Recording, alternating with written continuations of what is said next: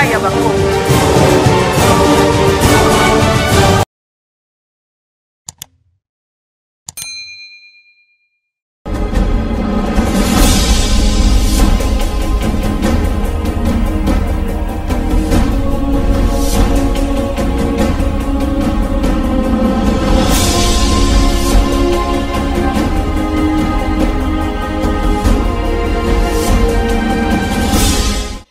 Tozalaka na esengo biso bato ya équipe nationale koyeba ete ezali moko ba rendez-vous o bino ba congolais pe mingi bana Kinshasa bopona o ememelaka bino bato ya motuya bato bakenda sango bato ya bwanya pe maele lelo lisusu mwana mboka Nicolas Kazadi Kadimanjuji oyo azali bongo ministre wa tali makambo ya finance andimi susu kofungola biso porte ya kabini na ye po tokoka kosolola masolo etali finance po boyeba ete na mwa mikolo mike gouvernement Sama Lukonde ezokende kokisa bongo mbula moko une année toye lisusu koyeba nini oyo moko ya ba ministre warrior ya gouvernement na biso ya république akosala na oyo etali secteur na ye po toyebi ete makambo etali misolo ezalaka mpenza likama motuya na kati ya gestion ya mboka. Tant na lobby équipe nationale boyeba ete tozali au grand complet maman Solange na masolo ya Mpifo azali papa Nkoy Batimba na masolo ya Likita azali ndeko Zulu na masolo ya Sembo pengai moko molobe na na masolo ya pona ekolo tozali na mino elongo na mwana mboka Nicolas Kazadi ministre des finances na kanisa pona 50 minutes to 1 heure tokoka kosolola oyo etali bongo misala na ye na secteur oyo azokokamba nayebi ete mituna ezali ebele kasi tokomeka na biyano na ye kozala na mwa concision po bino bayimboko bobaki toluka ye susu mpo na mbala mibale po toka kuyanola na mituna nyonso botindaki biso mwana mboka Nicolas Kazadi na pesi yo mbote. Mbote mama Sylvie. Motuna yambo ezali na sanzo tokobanda ya avril ekosala bongo une année depuis tata mokonzi ya ekolo andimaki ete bino elongo na premier ministre Sama Lukonde boka kokamba mboka mingi yo zali na secteur munene babengi finance na bokuse soki tolobi olobela biso ya motuya oyo bana mboka bakoko simba pona long 1 na yo na moto ya ministère ya finance. Eh bien, il y a liboso na koloba ke oyo tosali oyo monani mingi ezali effort oyo tosali po tozongisa ba recette ya mboka. Oyebi ke na 2020 ba recette ekoyaki mingi ekoyaki na toloba à peu près 7 000 milliards, donc le coût à 3 milliards et demi ya dollars. Tozali kokate 90% ya mbongo wana ezokendeka na salaire ezaki pasi mpona aussi ça chaque fin du mois. Mais tant que à partir du mois d'avril, mai, tomatissi on a vitesse moko o ezali ke batunyo so bakamwe. Tomatissi au total, ezanité tout sali progression moko ya 65%. To comme de 7 000 milliards, tomatissi on a 12 000 milliards. Donc mboko jamais et comment na niveau wana il y a 6 milliards de dollars, il y a ba recette propre o ya mboka ya biso moko. Ndeli kambwa liboso to sali. Poto comme un résultat wana ezalaki ya liboso il faut on dit que eza économie mutu epesi yango soki neti ba cuivre na ba cobalt ezote kama bien et vous allez automatique faut on a résultat na ngona ba recette mais ya mibale o eza pe na valeur mingi ezali effort to sali na ba service na ba régie poto comme na résultat wana boyebi ke kala ezalaki ba exonération kili o ezalaki légalité ezalaki ba compensation ça veut dire vous en a moyen on a yo. Et à l'État, au lieu de foutre impôt, allez, au bimsi nyongwana, allez, au foutité. Et puis lutte contre la corruption et la mauvaise pratique. Nous sommes sali que tous les résultats wana. On appelle cet exemple Moko. Société Moko, il y a mine, oh yebani mingi. Tout ça est en contrôle en bimsi ba 300 millions de dollars. La société ni. La société Glencore. Kaka pona redressement. Et mon en a jamais. Dans Moko, il y a ceux qui société Moko dans un problème, aucun redressement. Baye sima, bayokani, et puis mbongo ebimi, allez, montant wana ekiti.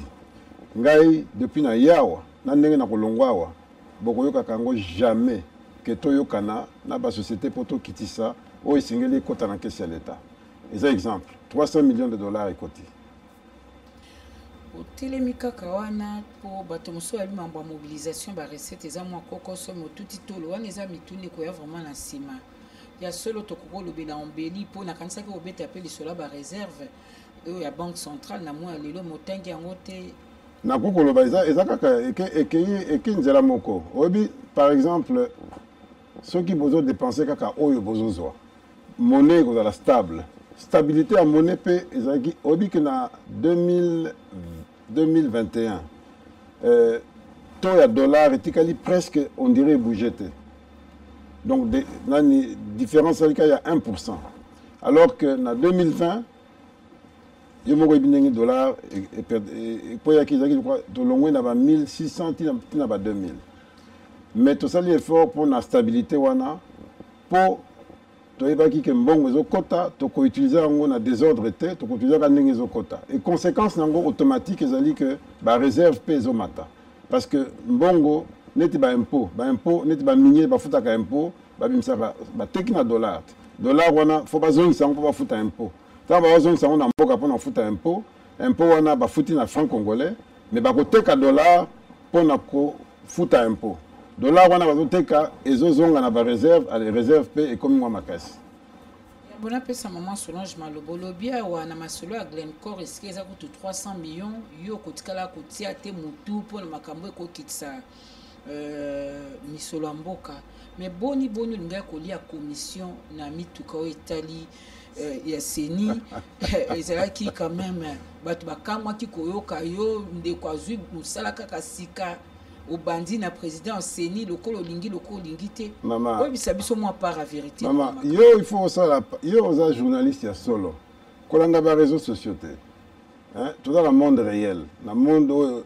yo soko olobi likambo bakoyeba ke non oyo alobi eza sérieux oyo réseaux sociaux kolanda te seni tozalaki na problème ata moko te problème kaka ntango basengi bambongo na bango ndenge basengaka tomoni ke liste ya badepense ya mituka oyo batie na baprix ya mituka ezaki yango te tofaire remarke bango ke non eza boye te epe baye kondima mpe toyokani tolekisi yango na beseko epuis finalement toye kozwa solution likambo yango esili mais tosali bien puisque eza rôle na biso toza wana mpona kokengela mbongo ya Congo mobima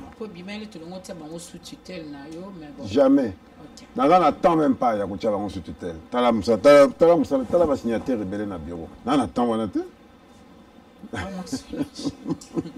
atondi mama Sylvie mpona maloba opesi ngai ministre Nicolas Kazadi mwana mboka bapesi okutu mwa kombo monsieur blocage babi yo nyonso ozokobloke ojustifie a olobi te okobloke pamba te okokanga bisiko ezalaki lokola barecette ezokende nango mongo ezosala mwa coulage de recette kasi boni okobloke obeba na mboka baexpatrie nde ozi ofungweli bango motema na maboko soki bango baye na oyo etali badete intérieure na bango okofuta kasi ya bana mboka obe blocage mpo na nini parce que balobi esengi mpe bana mboka mpe bamata bao mpe baza bakosala baentreprise locale mpe oyo mpe bapesaka mwa misala mwa boyeboye na bana mboka bango mpe bamona mwa eloko mpo na nini bongo nazocomprendre te d'abord ngai nasala la différence moko te entre mututu oyo azali opérateur économique ou bien aza résident na Congo ana badroit na ye. Je ne fais jamais de différence entre opérateurs congolais et étrangers. Nyonso baza batumoko bazo matisa économie ya mboka. D'abord il faut koyeba ba entreprise nyonso ba futaka ba impôt wana. Mingi za ba congolais te. Mingi za ba capitaux moko uti libanda. Donc voilà il faut koyeba ngo. Mais malgré wana ngai na sala ka différence te. Na futaka nyonso ndenge sengeli. Siko oyo zol ba nazo comprendre te ngana yebi que neti olobi dette intérieure. Dette intérieure nga na futaka ndenge yaka mais eloko bato bazoyeba te neti semaine oyo uto leka wana kaka na semaine moko na futi dette intérieure ya ba carburant bato ba importaka carburant bayebani bomo ndenge prix ya carburant emati libanda bakomo menacer ke ba bloquer ba biso ba bloquer et comme ba file na ba station bino nyos bakoloba non ministre ya finance muta bloquer nazaki obligé na futi ba 100 milliards et quelques kaka na jour moko nyongo pe silité wana nyongo année passée to futa ya année non to bando tala ngote mais année passée non to silisi ngote na futi ba banque to kuti nyongo bazo réclamer biso ba 70 milliards il y a bambongo yo ba frais oyo ba futa ba salaire il y a ba fonctionnaire to négocier na bango to bito futa bino na 30 comme ça botika kimia evanda bo continuer ko futa ba salaire bandimi yango to futi 30 milliards même semaine to futi 100 et quelques milliards na ba pétrolier 30 milliards dans ma banque. Bon, bah, pétrolier, on va zoler la canine pour na paiement, bah, manque à gagner la banque, le bio fouti. Problème est ça, souvent. Parce que silité, n'y a pas silité. N'y a pas l'année passée, tout comme presque n'a pas 200 millions, tout ça qui n'a pas 120 millions de dollars, Kakatina fin juin 2021. C'est quoi le deuxième semestre, il y a 2021, dans le total, il y a un côté. C'est quoi, c'est quoi, 2022. Entre-temps, prix à carburant et mati à niveau international. Donc, il faut qu'on ait ordre. C'est ce que je suis en train de faire. Mais en même temps, en même temps, on a profité de la crise. Parce que mon crise, il y a une occasion de rebondir. On a profité de la crise pour tout rebondir. Tout a moins de transparence. Pour nous, il fallait pas y foutre. Fraude des aïe makasi na kati. On a ordre. Tout n'a pas rebondir. Donc, on est là, on le kuta. Ndambo eza le kuta ndambo ya solo. Mais toujours que nabango bien pour toujours kani que tout ça la pona bola mu ya mboka. Ne victoire munene onga na sepeli nango. Okokoba. Nanga kina kota na makambo etali eloko ezolo ba mingi biso to ebike mwana mboka Nicolas Kaza déjà moto ya Lolendo na nenga personnalité na ye na nenga kibomoto na ye ali tachete na sika ya zali kasi boni makambo su ya ba commission o ezolo ba mingi awa moto ye na mwa dossier na ye koti avant ba fute sengeli commission est-ce que wana e ko batela kibomoto no oyo batela to ko bebisa tant so ezayo personnellement peut-être entourage. Maman, d'abord, les la boni, pour essayer l'obami. Les ali Kamalolendo, les ali Kamboya Koye, la réalité en Boka Nabiso. Il faut que ça tout pendant bon sa réputation en Boka. Et Ngaï en tant que ministre des Finances, n'a dit que la position d'Angaï, on a pour ça là. Et que bon sato et que bébi sa réputation en Boka. Donc nous avons obligé de ça l'attention. Et ça sens la responsabilité. Ça le comme sauter. Ça Lolendo te. Mais si vous avez un négatif, tu as une personnalité, tu as une commission. Tu as lutter contre l'habitude de Yamabé. Lutte wana eza Congo Mobimba. Na loba ki on a bimi si application ba bengi fin alerte pour ceux qui muta a yoki ke ba sengi mbongo avant ba futaye aya ko yebsangai. Parce que effectivement, eza habitude moko eza répandu na mboka na biso ba yaka na ba dossier wa ba yaka ba sala ba intermédiaire ba sala ba nani ba yaka ko senga ngana futa. Ngana ko futa ba ngoku na ba ko senga ba commission. Mais connaît que le ministère est au Sénégal.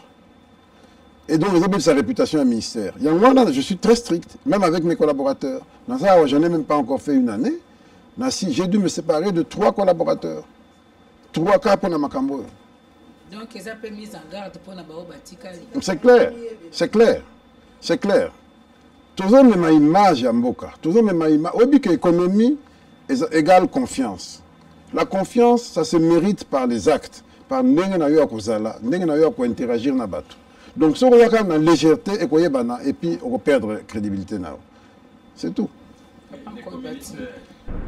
Na sepeli mingi na yana na ya liboso tango Sylvia tunaki olobi mbongo na sali makasi po ni solomi kota mingi na sanduka leta ozalaki na boye bokomi mwa likolo ezala esongo mingi. Alors lelo okukuta ezala na misala leta ezala misala ya entreprise isika mosusu sanza misato bafutante ba grève ndenge na ndenge bisika biso bisika wana iyo kolbani yami bale tozali wapi na dossier ba ndeko ya biso ba députés provinciaux kwamba te ezala ba rétrocession ya ba gouvernorat ya province nyonso wana ezako kende tozali wapi mingi bazali kolbati ministère ya finance ezali kosunga chef de l'état yo lo duko non Papa Nkoy Batimba, aujourd'hui tout un problème au Mboka na biso, ba tout bati mesuka kana kesi ya l'état moko yo. Ba lingi ko mona makamde msute. Mais to ba na ba députés provinciaux. Faut qu'on le bape vérité. Pour na ba gouvernement provinciaux n'andimi que moins retard est accumulé, mais pour na ba députés provinciaux, ngana ya wana kuti barrière ce qui a 16 mois boy. Dans 16 mois wana ngai non seulement na tiki arrière na bakisi arrière ata ya moi mon côté donc na fouti tout depuis na yaki ti na fait fin février wa ba futami de tikali ka masse lokola bato nyonso. Mais pona en plus ya wana na futi 5 mois ya barrière on na kutaki 5 mois. Mais nyonso na mutakolo bango te kaka azo bloqué aboy ko futa et tout ça. Mais on permettre qu'on a futa ba 5 mois wana en plus. Ezali ba effort ya ba recette auto sali. Mais les dépenses sont tellement ébellées, les pressions sont tellement ébellées partout. Tout ce qu'on a que moi, bon, côté aller, ambition est bandit, dossier est bandit, rubrique est bandit. Les difficultés, toi, nango. Si tu as un problème, il faut que tu sois professeur. Promesse, mon chef de l'État, Salaki, il y a pour ça, ça va pas besoin de tout cas. Tu bandis en go, tu bandis en go les lots. Au but, tu as la discussion là-bas, au niveau, il y a pas syndicat. Mais tu bandis qu'on fout en go les lots. Mais c'est des choses qui n'étaient pas prévues dans le budget, tant que tu votes qui budget, mais tout ça. Donc le problème est que belé mais sur les amis qui est ndé ngone zo mona na te. Le problème est vraiment nini ma ben ambition c'est que le quoi tout ça le mois publicité ya ba effort ya ba recette. Pour publicité il fallait quand même ça là puisque c'est historique. Mais si quoi ko pesa ba ambition ya mbongo ya ko sakana te et lekina na augmentation ba recette. Voilà. Si on a un gardien de but, on a un but pour un biloko élecate. Biloko ma bien élecate. Budget à l'État, na moi ba recette salé mais ko ko mat. Budget matiming. Et là le coup pour Mboka. Mais obi mbongo ndenge ko sa elango, ndenge esika ko zolobiko. Ceux qui ont salé yango mabe ata ezebele. Batuming bazaka ona bazaba patron et puis au moins lobby a welo ko mokote puisque ba yebi ko investir te, ba yebi ko sa elango bien te. Mbongo valeur ya mbongo eza na montante eza na ndenge zo sa elango ngai eloko nazo banga mingi toza ba dépenses mingi eza inutile ba dépenses mingi eza productive te et puis toza na peine na mentalité il y a chaque fois car il faut l'état ça là ngai neti tolo bana ba province pourquoi biso to ça l'effort ba recette des omata mais dans ba province ba recette tozo mona penza changement mingi te ce n'est pas normal. Nous avons des députés nationaux. Tout ça, l'année passée, tout ça, session budgétaire qui toque. La discussion qui était à minuit, à 2 h du matin, tout ça, la visite qui a recette de Kokota. Nous avons la même chose de ça, la province. Nous avons Kinshasa, le gouverneur. Bon. C'est un problème. Les députés provinciaux, on a discuté de la technique. Comment on peut s'embonner pas nabino? Comment on peut s'allier sabino pour bon payer mata? Mais les soldats on a pensé. Les soldats il faut qu'on foute. Bon, mais ngapé qu'on a pour la provinciaux, pour la député, en tout cas on a nyongote. En tout cas on a nyongona bangote. À part nyongo on a kutaki malgré qu'on a diminué ango, mais na bakisité. Oh nyonso il y a tant ngai na futi. Tout ce que na makambo tel ba province, na yebi eza na question moko ezo zelo kuna na parlement, na o etali implantation ya il y a ba régie financière dans 15 nouvelles provinces. Les autres salons dans la province ne fonctionnent pas parce que ils sont incapables ou bien ils ont la volonté de faire la région dans la province. Maman, ils ont valoir une question orale. Non, peut-être pour Batubalingi, nommer comme un titre de directeur. Peut-être c'est ça. Mais en réalité, dans chaque province, 26 provinces, la régie est représentée. Mais Missus, au lieu de la direction et de la division, ou bien bureau. Donc c'est tout. Mais tous sont représentés. Mais pourquoi il n'y a pas de direction provinciale? D'abord, toutes les provinces sont à un niveau mon côté. Missus, nous avons des bandeliers activités, qu'on nomme direction, on a un directeur, et vous avez moins kilo, et vous coûtez cher. Deuxièmement, total Sikato outil. Constitution de Bimagan en 2006. Bon, se rappelez bien. Et le Baki, 36 mois pour créer 26 provinces. Donc 2009. En 2009, est-ce qu'on avait 26 provinces? Il y avait 11. Puis, comme 2011, tu as dépassé 2 ans de glissement. En 2011, révision constitutionnelle, balobi que non, tout ce qui a délai, tout ce qui a ouvert, tu créé 26 provinces. Voilà en 2011. Titre 2015. 2015, il y a la loi, il y a créé 26 provinces. Mais ce n'était pas pour des raisons que tu es coquille. C'est pour la raison politique. Tu sais, tu as créé 26 provinces en 2015, tu as le nombre de ministres provinciaux. Et pas qui s'est mis mingi. nombre de députés provinciaux. Tout ça, il fallait gérer. C'est ça les difficultés qu'on a. Mais malgré ça, on se bat, on fait tout ce qu'on peut. Mais comme système en beaucoup, et comme à Soko Lingimbongo, au Banan ko diaboliser, au Banan ko boka mabanga, bozo o ko zoana. Mais ton dimi la biso, et tout le monde on va le faire. Tout ça mais en réalité, ce que l'on fait, c'est ce qu'on devrait faire. Ba question mi kuseka, Misa. Pour le bio futaka, au futaka mbonga cabinet mabunda. Voilà un autre problème. Nga écoute na kosenga makambo ya ba frais d'installation, na frais de indemnité de sortie, il faut te revoir en gros. Et comme il y a poids moko ya kosakanate. Il y a beaucoup de souffrance dans ce pays. Il faut qu'on ait la juste. Moi, j'étais conseiller ici. Je suis parti à Foutangaïté. Si aucun DGDP au Kuta Congo n'a parmi Batoyo, l'indemnité de sortie, il est là à Foutangaïté. Mais mon raisonnement est simple. Je sais que nous avons un privilège à être membre du cabinet de finance, nous avons un avantage et belé. Et là, on a un bonus. Mais d'une manière générale, quand on gère le pays avec responsabilité, bon, on dit que les frais d'installation, entrée et sortie, et ça va monter 6 mois. Si on va comme ça payer tout ça, c'est vrai, c'est la vérité. Pensons à tous les autres qui n'ont pas ça. Il y a 3 mois. Pour nous, il faut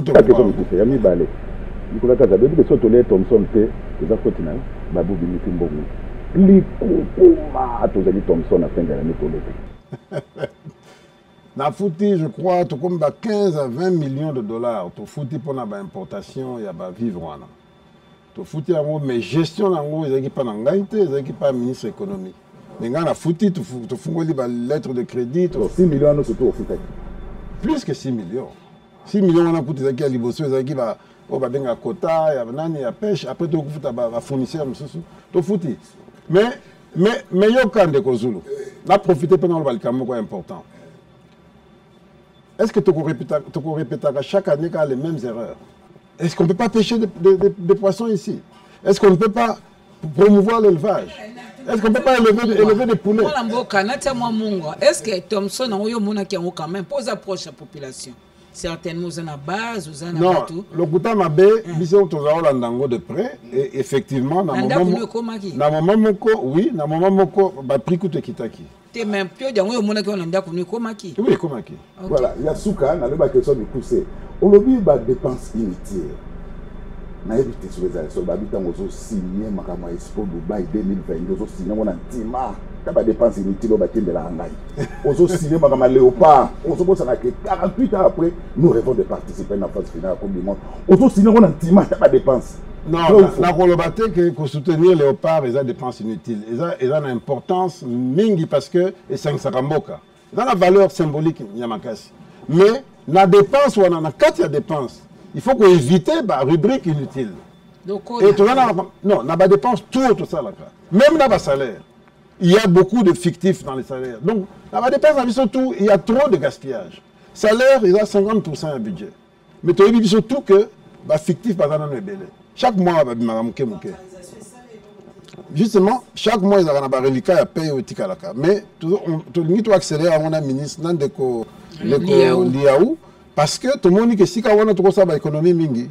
Si on a réglé, on a trop de conditions, on va tout na évité ceux qui ndeko Nicolas Kazadi entretenir un rapport ni na baninga na ya gouvernement pour balobi oza motema mabe.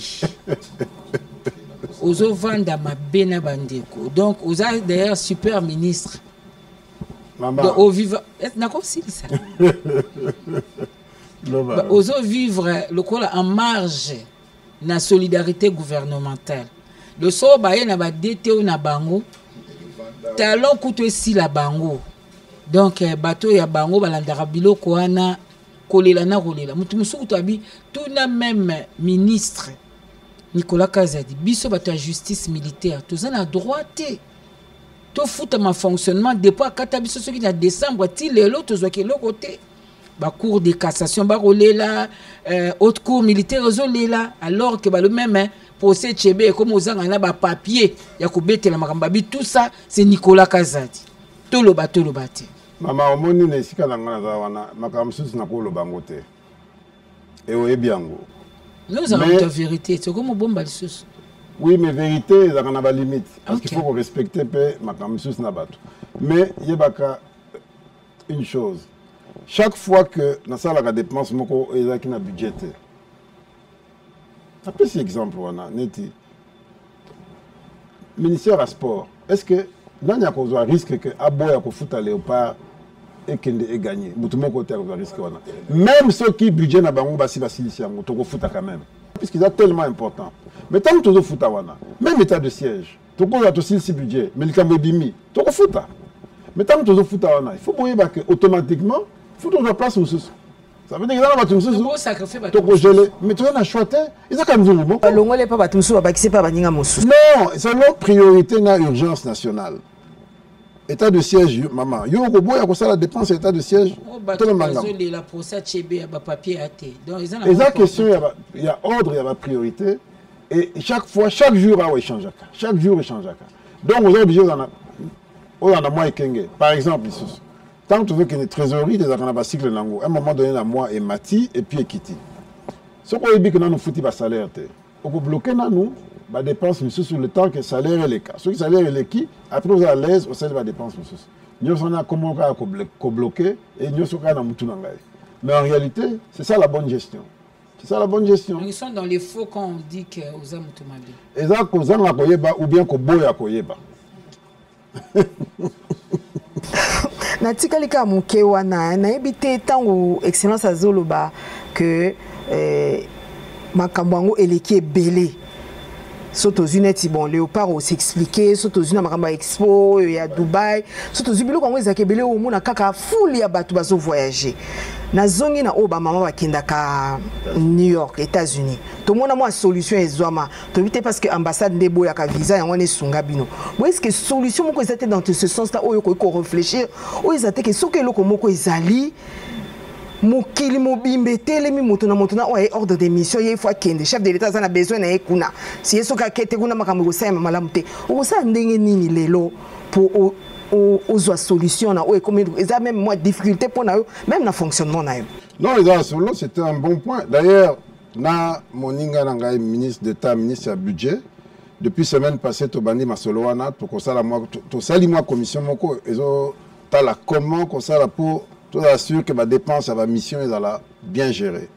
Parce que moi risque que le débordement est salama. Donc il faut tout assurer que une émission nombre est bien, ma normal et puis excès à la tête. Mais ce n'est pas seulement pour ma mission, pour ma belé. Billet d'avion de Sombakawa. Oui, que billet d'avion de Sombakawa, il a un forfait.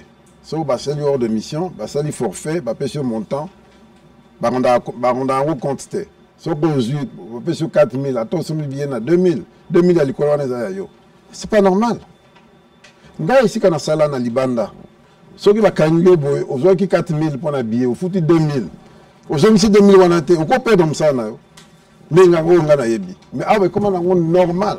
Comment on a coûté prix, billet, billet avec 3 000, 9 000, et les qui n'ont pas gagné. Excellent, c'est moi, je délimiter, parce que ce qui est que Batoba Kende pour na football telle institution vous pouvez ça 5 personnes est-ce que c'est possible il y a qu'on limiter le nombre de bateaux bako bando ça va voyager est-ce que c'est possible c'est un effort de ça la kana premier ministre pour avoir un souci wana mingi c'est ça qu'il faut on a pas tout là comment faire pour éviter ba excès mais obimbo kana biso ina na comme belé ba tout comme bazar libre pour démocratie côté moindre likambo sala ba diabolisation et bandi bazo détourner attention c'est pas que banga mais ça que olembi na olbi bon comme ma problème qui est belé bon o natika na landa o ils ont importance mingi pas problème mais il faut répondre likambo mosusu na sepela ke olobi wana likambo ya ba pio dio bato bazanga kyango na bonane po ngai na banga esuku leka na zando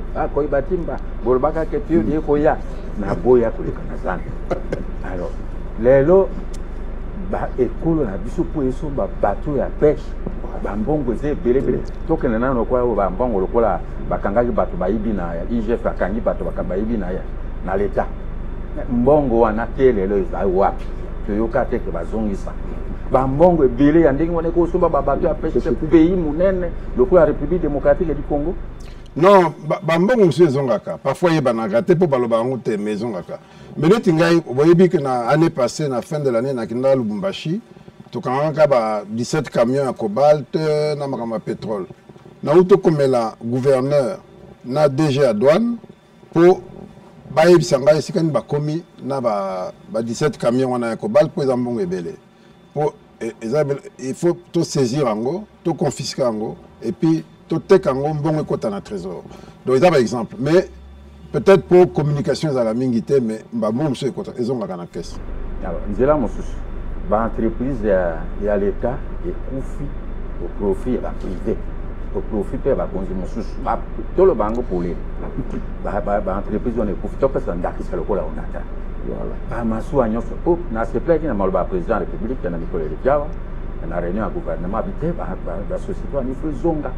Ba masu etambola ba train etambola soki na obi ezako kufa profit ya ba privé pona nini bango bazana mituka euta wa memiki yo dina matadi ye na ngwawa masu epa boye ya bango esika te mbongo ekota mingi na caisse de l'État yango bazana difficulté alors tozali wapi na badosi wana mais la question ya gestion obi problème moko to nango peut-être habitude wana euta kale euta musika.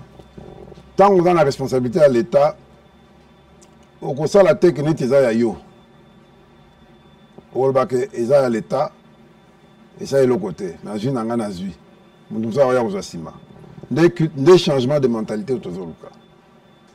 Dans le bas qu'on a eu l'autre qu'on y a salaka. Na kanisaka, soko zaka yangai. Non ça dernièrement on a vu na DGDP ici qui va ça la certification à dette.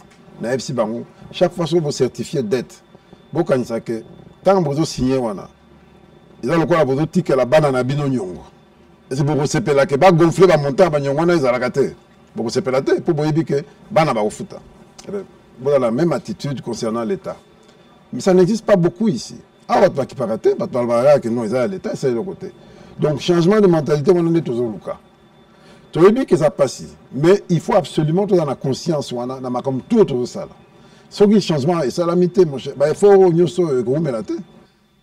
Moi, je Nicolas Kazadi, nation qui se souvient où est réforme, et souci na ezali assiette fiscale et comme apena monene. Ba réforme en beteli en otangwa to ebeti année passée zala qui vraiment au front mingi na etali mambo assiette fiscale mais les loyo tout à niveau nini. Est-ce que la réunion n'a pas régi, ils ont continué pour te sentir moins relâchement ou bien peut-être beau communiquer sous terre? Non, d'abord, la réunion, ils ont continué régulièrement. Élargissement à l'assiette fiscale, ils ont dit priorité. Et puis en même temps, ils ont touché un changement de mentalité. Tu as que la personne physique, il faut pas foutre un impôt. Il faut pas foutre un impôt. Il faut pas foutre un impôt. Mingi ba société coûte ba mindele congolais aibi ko futa importer mais aibi ko réclamer bon à l'état. Donc pour la mentalité changer na lingi que ba tout ba futa ka impôt. Mututu individu il faut dans le numéro identifiant fiscal, il faut à la fin de l'année aloba. Bon ngai na futi na sala ki boye, salaire na kota ki boye, na kota ki boye, ba prime kota ki boye, tala ba impôt na futi. IPR yangoyo un peu il faut dans la quitus. Wana, ils ont réforme au quotidien on a budget à 2022. Donc si tu peux instruction à la régie, baba na kosala ngo. Na moment où tozoloba, na modèle akala, neti IPR futamaka, société moko est déclarée en vrac. Et le but que ngana futi IPR pendant basali nangai autant. Na lingi pas katia on peut na fonctionnaire à l'état. Ba diminuer ngo. Ba diminuer. Mais dans l'ingi, c'est comme mutu na mutu, ayeba, oya ye payer à fouti combien. Et à la fin de l'année, DGI le bac, Maman Sylvie, a joué qui va salaire boy, va prime boy, il paye na ya fouti yango. Ce que vous avez quitté soit naté. Ok, vous avez un passeport, va boy, va pimelio. Va bien qui ça, on va payer un peu foutaki. Dès lors qu'on réforme la guinée côté. On a fait un an. On a réforme moins impopulaire quand même. Hein? Impopulaire, ni. Qu'on fout un impôt dans ma baie. Hein? Et puis impôt et fout à makanango mais na lingi e bana et puis tout toi dans la responsabilité à rendre compte que tala wa ngana futa ki yango. Mais tant bozo kata moto hyper wana ai ba peke non tala mbongo to kata ki musato sel yango bo. Justement. Ezate pona donc le ba dépense ezanga tina on ne peut ça ko kata. Mais est-ce que moniter que ceux qui tout ça li ba réforme modèle wana ba tout ba ko dans exigeant ba ko supporter makamba buzo baté. Abdi ngana futa un peu ba kata ngaba un peu bongo bongo nous ça ba buzo ba. Et que ça y remettre moi maïle ya mboka. Parce que dans les réseaux sociaux, des alors mangungu maya kala muzindi sanja côté. Ndeko Nicolas Kazadia Koloba. Est-ce que pour biloko mingi ba mesure mingi on dit zoko la ka petit peuple ou azoga gagne petit. Est-ce que les loko ko exception na mboko lelo ba on fort baza sauter. Oya ko kepe na douane bimisi biloko ne sans kia futa. Oya bazo pesa mo ba privilège au détriment à petit peuple. Tam so ya quelqu'un investi banda biloko ekangamaki misu kutu bazo kufa kaka ba uta ba poto bazo ya biloko ekangama e akufi atiki biloko nka kuna na douane ekangama. Est-ce que les lo ba on fort bazate. Avant de répondre à la question na ngina zongela na autolobie avant. Pour enchaînement bosali ezaniti que ko futa impôt ezako ezo toucher ka bato assez. Non, c'est faux. Pas tout la futa impôt. Et là on a un tout on a ordre et yebana que ngana futa gibo. Ça m'a bêté. Et quoi dans l'impopularité. Donc il y a une mentalité à kala que ko futa impôt ça m'a bé. Il faut ko futa impôt. D'ailleurs ko futa ka. Po bayemba ki to futa pa ko bande ko banzela etongama mais siko soto bande otanga ba trou ango ezande 100 trou eza 0 trou. Donc on futa te pour tirer la gagne ngwana. Non, il faut bien bana quelque part. Bien sûr. Mais il faut qu'on foute. Et puis justement, redevabilité, il y a l'État, redevabilité, il y a les citoyens. Et là, quand on sait que foot, ça va monter ça va monter Mickey, au cas où foot, mais il faut y avoir un foot. Et puis petit à petit, vous voyez que le foot est important. Comme ça, la publicité m'a bêté parce que on a contribué à un changement de mentalité. Il faut que la mentalité change. La population partout dans Arabie Saoudite, foot à mettre au monde la misère et salaté, et on a fait des tout comme un outil à niveau.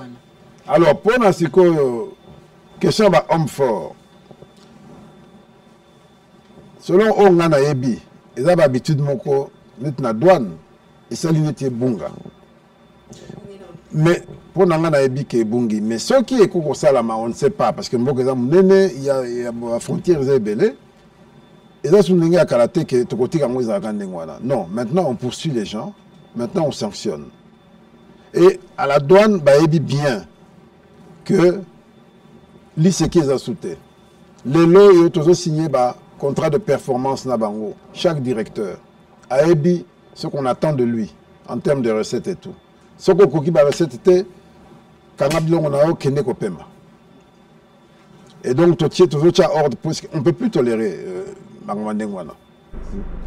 Limite, il y a un avec Amadouane. Pour Nana Moutouna sur Mamadouane. Mais à l'époque, Amatata Pogno, il y a une croissance à 4 de macroéconomique. Donc, on a une augmentation de réserves d'échange. 3, 4, 5 milliards. Mais, milliards. Mais là, on a moi, pour Nanini, quotidien, la population se change. La vie devient intenable. Or, Mongo, au tombi, c'est la banque centrale. On a dit, on a zone la douane. D'après mes informations nationales dans la douane, Nicolas Kazadia mobilisation de cette awa. Il y a l'incompétence notoire dans les dirigeants au beauté de la douane. Un désordre dans l'administration. Pourquoi vous avez changé l'équipe qui gagne? Deuxième sous-question, au cas où la situation continue, la mobilisation reste déjà faible. Que compte faire Nicolas Kazadia? Dans le moment où on est dans la douane, la recette na bango ya solo est assez par rapport à contrat de performance, mais si on compare à l'année passée, ils en ont yakomata. Donc tout ce que la bango temps, bateau ba yesika, va s'organiser, va l'axa, oh bango ba koki kosala. Diabolisation on a ils ont intérêt mis obscur, balingakate, muto à réussir. Et en plus, oh yesika azali maman, a une expérience, azali mingi kuna, et comme il dit, pour azali maman, va saboter, non, il faut que le temps, à ça là, ça va preuve. Après, tu peux évaluer. Mais ce qui est sûr, c'est que douane, tout comme DGI, na DGRAD, dans le contrat de performance, il ne faut pas qu'on ait un mot. Alors, il y a il y a réserve d'échange. La situation ne change pas. Non, réserve d'échange, non. La vie devient tenable. Kamata 6 milliards, il y a budget. Divisé en gros par 90 millions d'habitants. Et vous pensez combien? Est-ce que est suffisant pour tout comme à poto?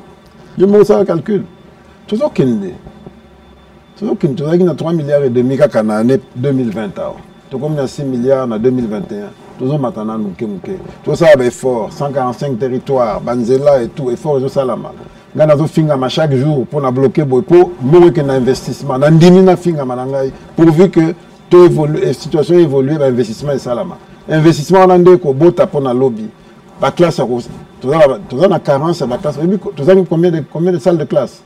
Tout ça 120 000 salles de classe pour tout coca. Na modèle tout ça il y a gratuité. Ce qui fait que dans le moment où tout ça là-bas, et dans la classe, il y a 100 élèves, 120 élèves, 150 coûte par Est-ce que c'est normal? Parce qu'il faut tout investir dans ça. Alors, quand je dis qu'il faut que ça l'effort pour Mbongo, va dépenser mon kitoko. Et ça, pour la Makamwana, retard, il y a 120 000 salles de classe. Si tu as pris à carburant et matin, Mbongo nous sommes n'a pas manque à gagner. Alors, tu as la classe, quand, comment, avec quel argent? Donc c'est normal. Il faut faire la batumaele. Quand gérer Mboka, ils ont que du jour au lendemain, comme tout est changé. Et il y a comme aller, mais il faut faire l'analyse à Kitoko pour lever la bateau. Deux rôles Nabino. C'est pour ça l'analyse, vous évoquez ma salle de classe. Dans le moment où il y a un conflit ouvert entre le ministre Tony Mwaba na IGF Gilles Ngete Oyo, IGF rappelle dans le Colombo na ministère de la Finance. Autour de ça, Ezaka Mamba Bongo. Autour de ça, il y a $100 000, tu as 12 classes. Tu as ma boule belé. Vous avez un cas, tu as un commentaire par rapport à Makambola parce que le peuple a sauté la nekak. Tu as les lambons, tu as besoin de millions de ils ont un commentaire. Bon, c'est tout. Non, on a un changement de mentalité autour de le mais ça la manière moi mon boulot mais objectif c'est un changement de mentalité. Est-ce que le peuple a un droit à spectacle? Et là pour l'anglais il faut que tout ça un respect. Il faut se respecter les fonctions et puis celui comme vous allez tout le bien c'est tout. Si bon on a 100 jours moi j'estime que le respect c'est très important. Je n'aime pas le spectacle mais j'aime les choses sérieuses. C'est tout. Et c'est tout ce que je demande. Excellence Nicolas Kazadi, lelo yo olobi eza pasi komona te miso ya bana mboka nyonso eza kaka na kesi ya leta na nzungu eza ka moko. Bo banzungu musupe eza pembeni eza ba otobenga ba partenaire. Tozana ba Banque mondiale, tozana ba BADEA, tozana ba BAD. Toyebi te ba contrat mingi pe bosi bo signer. Kuna misala mususu ebanda. Kasi eloko ezo boma eza temps oyo ezwaka. Il y a en 2016, Tilelo, à ta inauguration à Pamba, à ta moi Libanga, tout le boulot Moussouba Bandeko, tout le monde est. Parfois, responsabilité est à la partager. Il peut arriver que procédure, il y a un partenaire en gros, et à moi kilo, et à la cas. Mais mingi pèse avec que Bissomoko, tout la connaissance est forte, la discipline, la planification. Tout le monde il y a un temps. C'est tellement plus facile à l'État parce que plutôt que la procédure. Toi, tu procédure. Si il y a une procédure, elle est au combien d'ennemis? Il bloque, ils ont bloqué. C'est ça le problème. Et alors, il faut que la procédure pour tout construire. Depuis que comme moi, il y a un partenaire, il y a une importance, il y a un fonds de contrepartie. Et ça, tout pour éviter qu'ils soient en retard. Alors, excellence, c'est un gars qui a été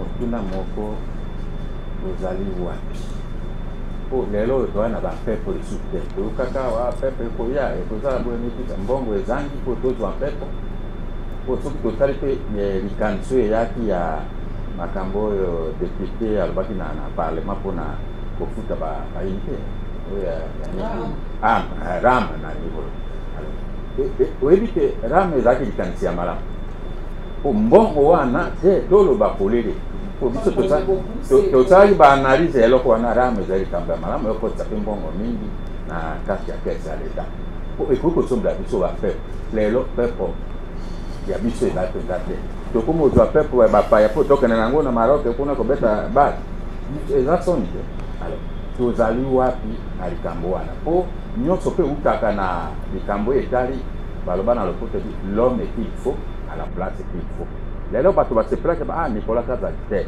wana mpenza ayebi makambo ya finance bato basepelaki yango me tozali wapi oyo etali bampepo na biso po tokenda mpe nango libanda non papa nko yeba d'abord première erreur tosalaki na mboka oyo ntango tosali Congo Airways erreur tosali tozomwa mbongo na biso ya pasi tokoki kotia yango na kosomba baavion bakosa te esala maso te na bamboka eza na mbongo ebele ba Bruxelles Airlines, ba Suisse, tout ça. Parce que je avion à Kosamba Boété.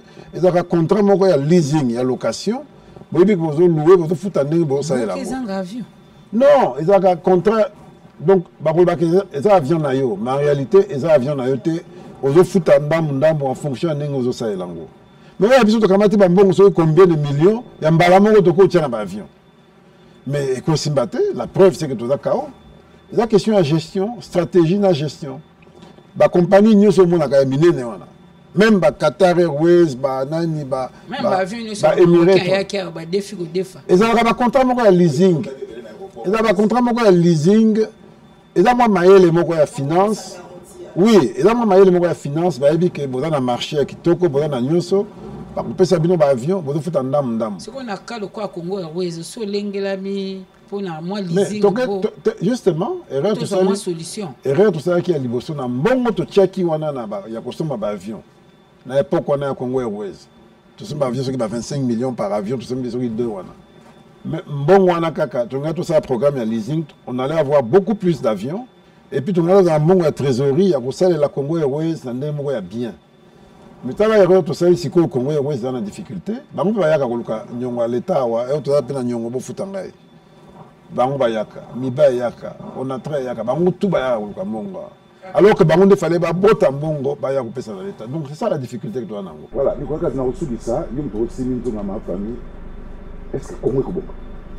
Eko bonga pour vana na biso terminer non bagage et c'est na ngwe se kufa nango. Yum to aussi mintu na ma famille.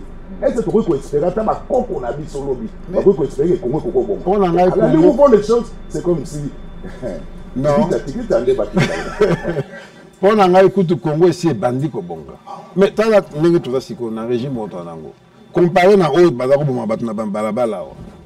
Kapo lobi kapo tamboli babomi yo et le kala ngopeka boye.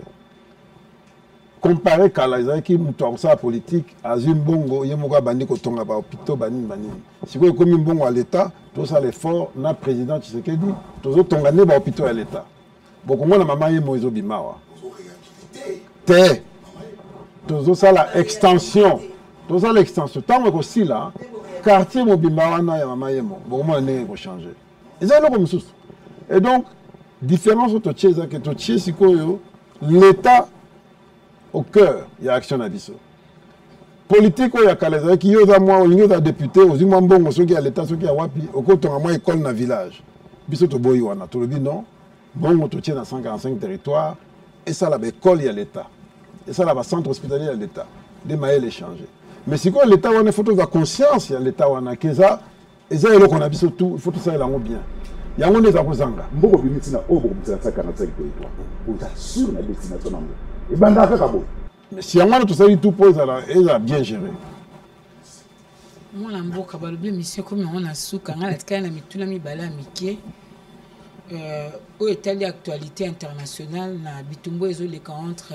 Russie na Ukraine babetela ki sur le solo que farine au blé au biso sala la rapport ya au sala mapa et où ta rende ba côté kuna tout le monde déjà ta lipa et bande a okonda wa plein victoire pour na biso to lia kango na lobité pour na bateau ba lia ngana lia plein victoire na o sentir ngondenge comme le rôle la kwango babenga chikoto wana sikoyo yozali moto yoza na réseau ya makambo ya finance ozaka tout le temps okeyo zongi incidence nini ekokozala na kati ya makambo wana ezali risque la seule autre on a risque pas seulement na blé on a mapa mais aussi na carburant na autoloba. Mais pendant que il y a mapa, justement dans la crise, mais c'est la occasion pour la changer. La occasion pour la resala ndenge ya sika. Ba mo la fufu na temps. Ba boka mingi ya Afrique.